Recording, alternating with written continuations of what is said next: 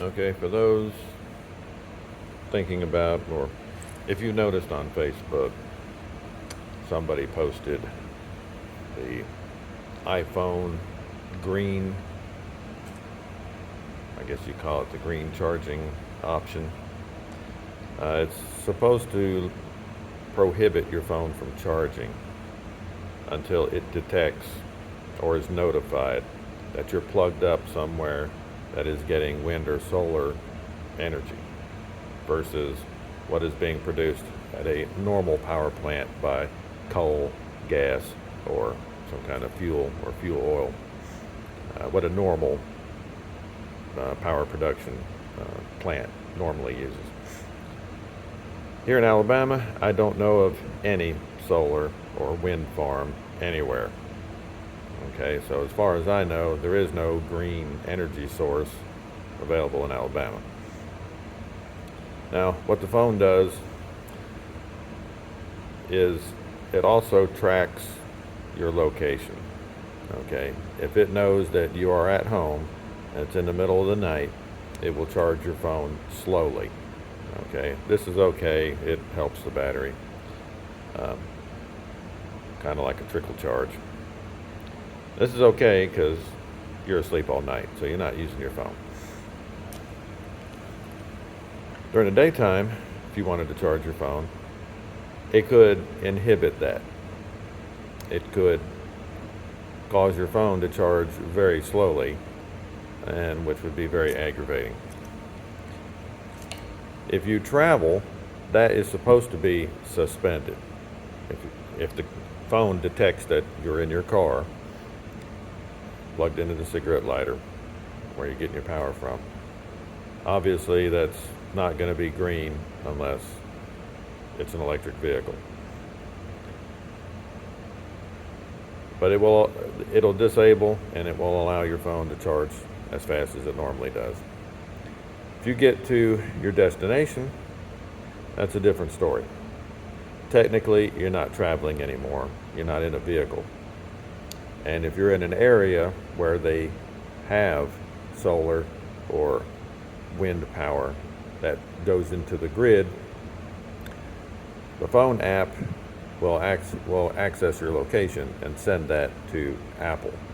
Apple will look in the database for green power areas. I don't know how that works.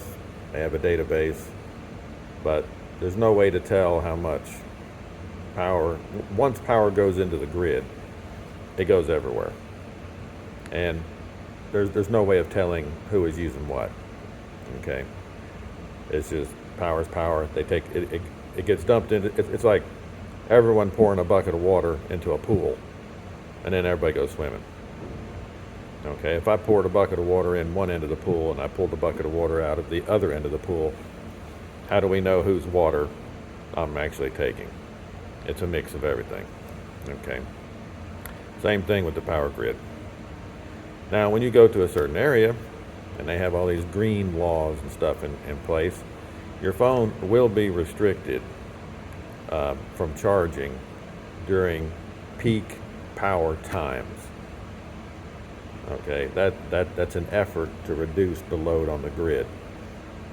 All right, so during the daytime, people are not at home. Their air conditionings are usually not running as hard as they do in the evening.